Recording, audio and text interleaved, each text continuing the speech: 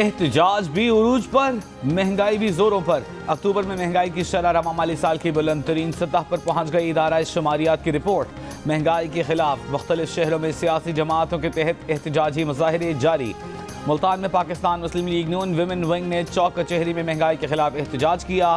खवातीन मुजाहिरीन ने मिट्टी के बर्तन तोड़े, हुकूमत के खिलाफ नारेबाजी की। अक्टूबर में मुर्गी 17% महंगी हुई, सब्जियां 15% महंगी हुई। जिला कुरम में भी नून लीग ने एहतजाजी मुजाहिरा किया।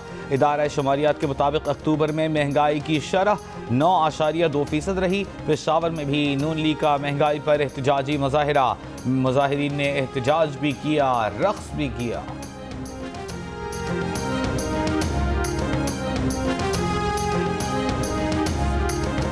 LPG का घरेलू सिलेंडर 155 रुपये 80 पैसे महंगा हो गया। ओघरा ने नोटिफिकेशन जारी कर दिया। फैसला फौरी तौर पर नाफिजुल अमल होगा। नई कीमतों के बाद LPG का 11.8 किलो का घरेलू सिलेंडर 2,559 रुपये 35 पैसे का हो गया। अक्टूबर में LPG के घरेलू सिलेंडर की कीमत 2,403 रुपये 55 पैसे थी। महकमा रेलवे ने भी आज से किरायों में 10% इजाफा नाफिजुल अमल कर दिया।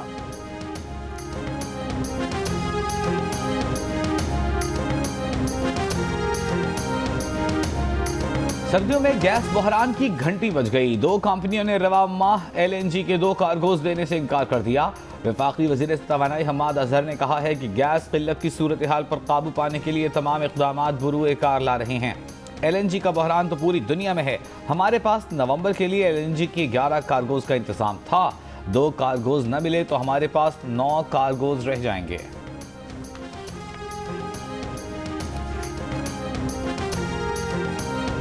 नून लीग के रहनुमा मिफ्ता इस्माइल ने कहा है कि सर्दियों में गैस बहरान की जिम्मेदार हुकूमत की मुजरिमाना नाअहली और नालायकी है। पहले खबर आई कि LNG की हुकूमती टेंडर का किसी कंपनी ने जवाब नहीं दिया। किसी कंपनी ने पाकिस्तानी टेंडर में शिरकत तक नहीं की। अब खबर आई है कि कंपनीज ने हुकूमत पाकिस्तान को LNG देने से इनकार कर दिया है। पीपल्स पार्टी की शेरी रहमान ने कहा कि इस माह गैस का शदीद बहरान शुरू हो जाएगा। LNG कंपनीज पाकिस्तान को LNG कार्गो देने के मुआहदे से पीछे हट गईं। अगर कंपनीज डिफॉल्टर थीं तो हुकूमत ने उनके साथ मुआहदा क्यों किया? ये डिफॉल्टर बामुकाबला डिफॉल्टर केस लगता है।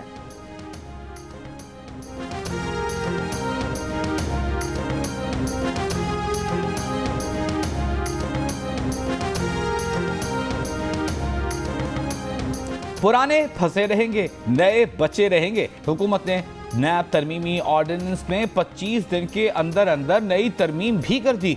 6 अक्टूबर से पहले वाले मनी लॉन्ड्रिंग केसेस वैसे ही चलेंगे जैसे चल रहे थे। आसिफ जरदारी, शाहिद खाकान अब्बासी, मरियम नवाज, शहबाज शरीफ को कोई रिलीफ नहीं मिलेगा। धोखाधड़ी और फ्रॉड के तमाम मुकदमात नैब सुन सकेगा। जाली अकाउंट्स के पुराने मुकदमात नैब ऑर्डिनेंस के तहत जारी रह सकेंगे।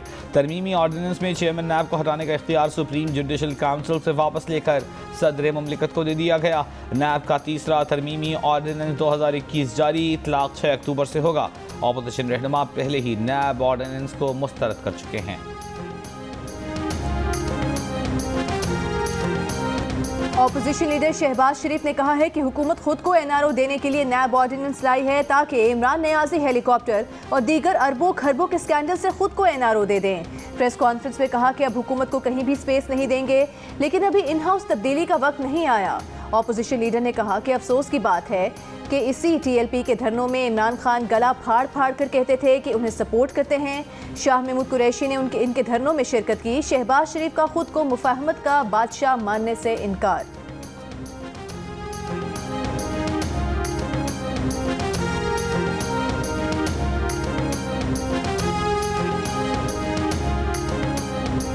मुफाहमत का बादशाह अगर आप मुझे कहा है तो बादशाह बार बार जेल तो नहीं जाता है।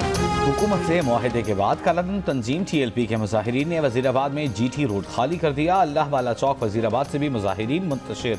मुजाहिरीन ने करीबी पार्क में खेमे लगा लिए। GT रोड की सफाई का काम जारी। डस्का, समड़ियाल और सियालकोट जाने वाला ट्रैफिक बहाल। जहलम पुल ताहाल बंद, लोग पैदल आने जाने पर मजबूर। वजीराबाद में रेलवे ट्रैक पर भी कंटेनर मौजूद। GT रोड पर ट्रैफिक बहाल नहीं हो सका। गुजरांवाला में ट्रांसपोर्टर्स ने इस्लामाबाद के किराए में 400 रुपये का इजाफा कर दिया। दुकानें, कारोबार और वजीराबाद में इंटरनेट सर्विस बंद। कंटेनर्स मालिकान, ड्राइवर्स और अमली की मुश्किलात बरकरार। रावलपिंडी में मेट्रो बस सर्विस बहाल। मरी रोड पर ट्रैफिक रवां दमा। जहलम पुल भी ताहाल मुकम्मल बहाल नहीं हो सका।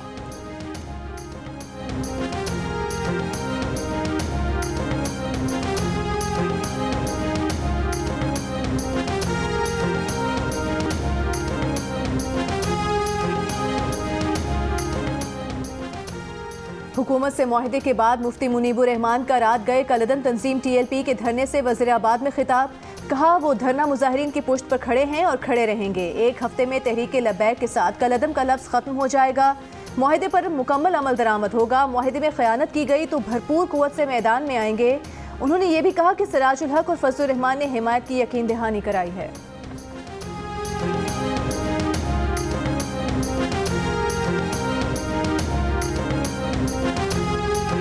वजीराबाद के थाना सदर और थाना सिटी में कालादम TLP के साद रिजवी और अनस रिजवी समेत मुजाहिदीन के खिलाफ मुकदमात दर्ज। पुलिस के मुताबिक मुकदमात में 207 नामजद और 600 नामालूम मुल्जिमान शामिल हैं। रुकने सिंध असम्बली कासिम फखरी भी नामजद हैं। मुकदमात रोड ब्लॉक करने और लोगों को डराने धमकाने के इल्जामात हैं। लाउड स्पीकर एक्ट की दफात भी शामिल हैं।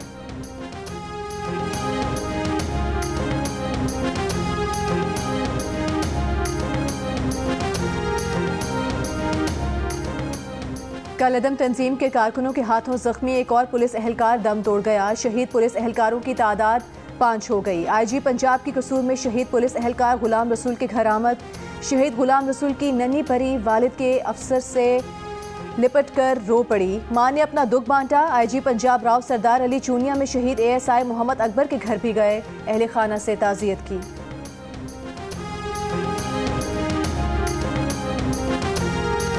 T20 वर्ल्ड कप में भारत न्यूजीलैंड से भी हार गया। भारत की सेमीफाइनल तक रसाई पर सवालिया निशानात लग गए। कीवी बॉलर्स ने भारतीय टीम के परखचे उड़ा दिए। न ओपनर्स चले, न मिडल ऑर्डर, न ही टेल एंडर्स। सब चले तो सिर्फ पवेलियन की जानिब। भारतीय टीवी चैनल्स पर मुबस्सिरीन अपनी ही टीम पर बरस पड़े। कोहली और दूसरे खिलाड़ियों की कारकर्दगी के बखिए उथेड़ दिए। लगातार दूसरी हार को शर्मनाक शिकस्त करार दे दिया। कहा काम तमाम हो चुका। भारतीय खिलाड़ी बड़े मैच का दबाव बर्दाश्त नहीं कर सकते। न बॉलिंग कर पा रहे हैं, न ही रन्स बना पा रहे हैं। सेमीफाइनल्स के दरवाजे लगभग बंद हो गए। ऐसा लगा टीम को डेंगू हो गया। न्यूजीलैंड से शिकस्त के बाद सोशल मीडिया पर दिल जले मीम्स शेयर कर दिए। एक ने लिखा कि न्यूजीलैंड ने भारत से सिक्योरिटी वाली गलत खबर का बदला लिया। एक ने खिड़की से झांकते हुए कोहली को दिखाकर तबसरा किया कि पड़ोस से थोड़ा सा बाबर आजम मिलेगा। किसी ने लिखा भारतीय टीम शानदार कमबैक करेगी लेकिन मुंबई एयरपोर्ट पर। एक मीम में पाकिस्तानी जर्सी पहने बल्लेबाज को भारत के लिए खौफनाक हेलोवीन कह दिया गया। न्यूजीलैंड से शिकस्त के बाद भारतीय शायकीन भी मायूस हो गए। दुबई स्टेडियम में बैठे भारतीय सपोर्टर्स के चेहरे बुझ गए। मैच खत्म होने से कबल ही भारतीय शायकीन ने वापसी का रुख कर लिया। अपनी ही टीम पर तंज के तीर बरसा दिए।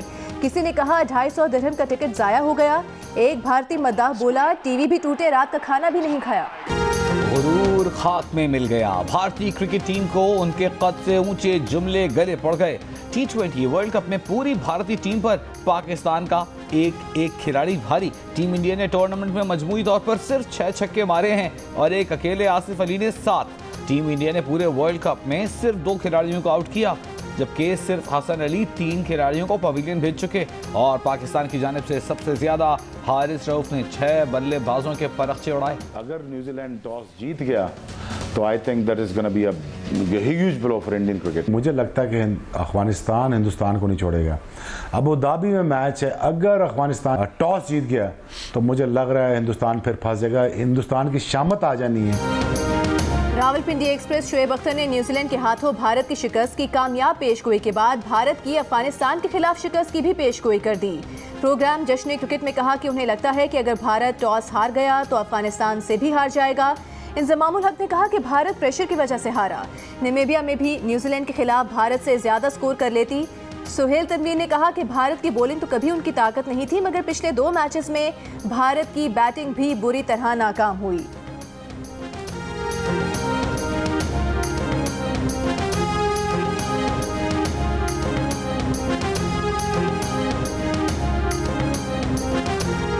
विमेन टीम से वनडे सीरीज के लिए West Indian women team Karachi पहुंच गई। मेहमान टीम 3 रोज करंतना में रहेगी। पाकिस्तान और वेस्ट इंडियन विमेन टीमों के दरमियान पहला वनडे मैच 8 नवंबर को खेला जाएगा।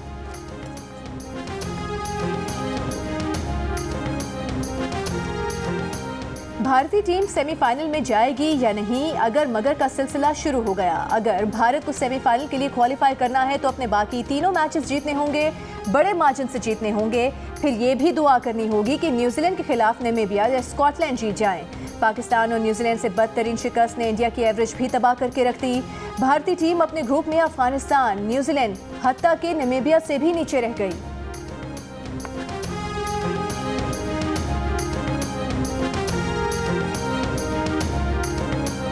कितने फीसद मर्दों को लगता है कि शादी के बाद उनकी आज़ादी चली जाती है? ये तो आप किसी से ही पूछेंगे ना तो वो भले आज़ाद भी घूम रहा हो, मेरे जैसा आदमी जो यहाँ घूम रहा है बेगम माशाल्लाह से कनाडा में, हाँ बहुत ज़्यादा आज़ाद है, तब भी मैं बोलूँगा यार आज़ादी चली जाती है, जबकि कोई नहीं जाती आज़ादी। हमें जो करना होता है हम छुप छुपा के अंडरग्राउंड कर रहे हैं।